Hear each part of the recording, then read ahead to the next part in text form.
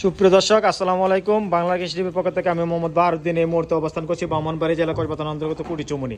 এই মুহূর্তে আমি রয়েছি মিজান মেম্বারের ফার্মে। উনি কিন্তু প্রচুর পরিমাণে এবার কালেকশন করেছে বলদগুলো। আপনারা সবাই জানেন কুটিচুমনির বিখ্যাত ব্যাপারী মিজান মেম্বার। উনি কিন্তু আজকে আজ বৃহস্পতিবার, রবিবার হাটে আসলে আপনারা পেয়ে যাবেন এই ধরনের গরুগুলা।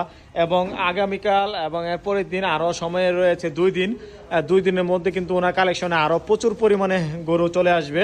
এই মুহূর্তে আমি আপনাদেরকে দেখানোর চেষ্টা করছি এই ধরনের বলদ গরু যারা জবাইয়ের উপযোগী এবং পালার উপযোগী গরু খুঁজছেন, আপনারা পেয়ে যাবেন ওনার কাছে।